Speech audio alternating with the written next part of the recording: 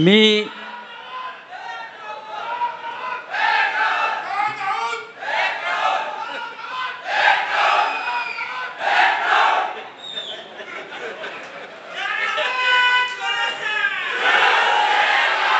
सन्माननीय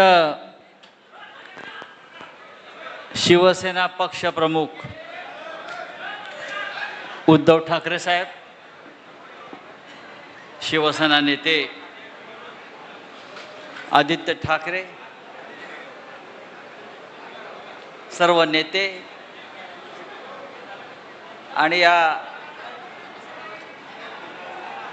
वाशिममध्ये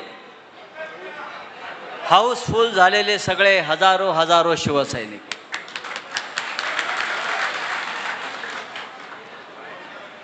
हा एवढा आता प्रचंड उत्साह आहे, काय बोलायचं.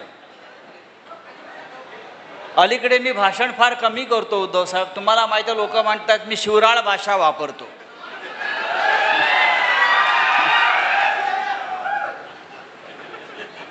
मी अत्यंत सभ्य माणूस आहे. माझ्यावर हिंदू हृदय सम्राट शिवसेना प्रमुख बाळासाहेब ठाकरेंचे संस्कार आहेत आणि ते संस्कार असे आहेत की हरामखोराला हरामखोरच म्हणायचं, हरामखोराला हरिश्चंद्र म्हणायचं नाही. हा तुमच्या इथे 50 कोटीवाला हरामखोर जन्माला आलेला आहे. बैल विकतो, गाढव विकतात, बकरं विकलं जातं. तुमच्याकडे 50 कोटीला खासदार विकला गेला. आता या खासदाराचं करायचं काय? या खासदाराला 2029 साली परत दिल्ली दाखवायची नाही.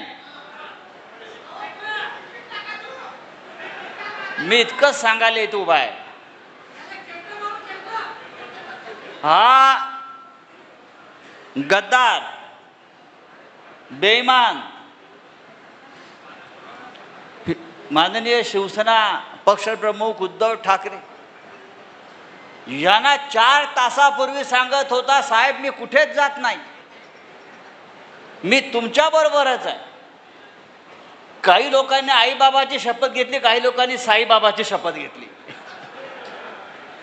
आणि हे सगळ्या शपथा घेऊन 50 कोटीला विकले गेले.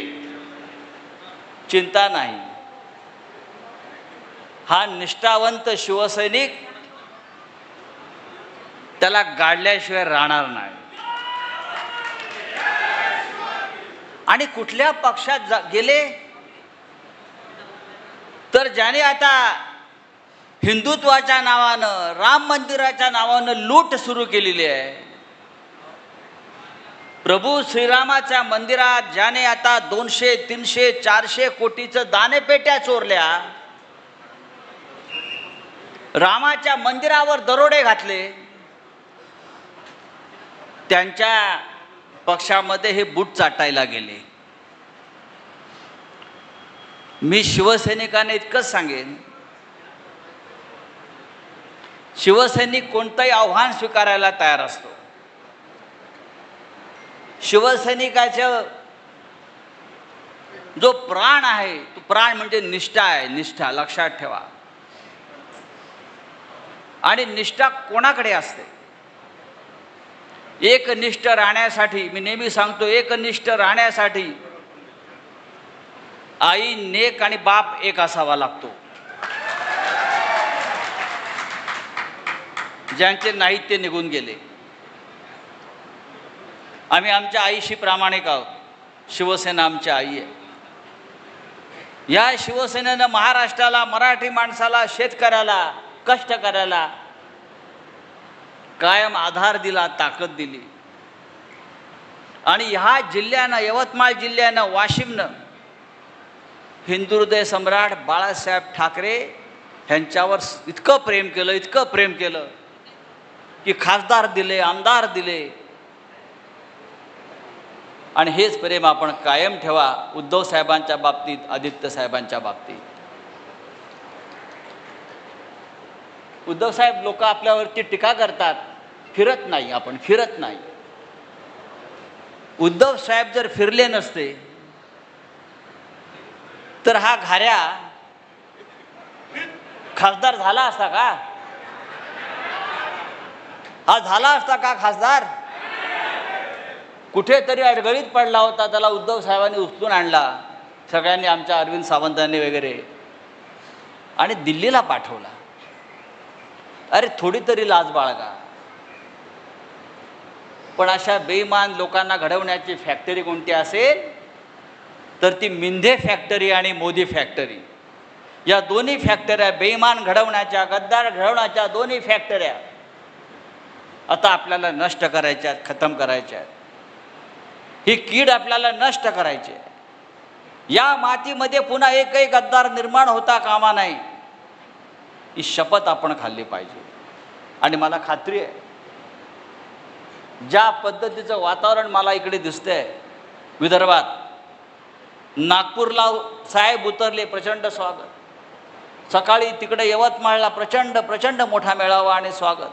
आज वाशिमला, इथून आम्ही हिंगोलीत जाणार, परभणी, शिर्डी, धाराशिव, असं एक एक एक एक जिल्हा आणि किल्ला सर करत आम्ही निघालेलो आहोत उद्धव ठाकरे साहेबांच्या नेतृत्वाखाली.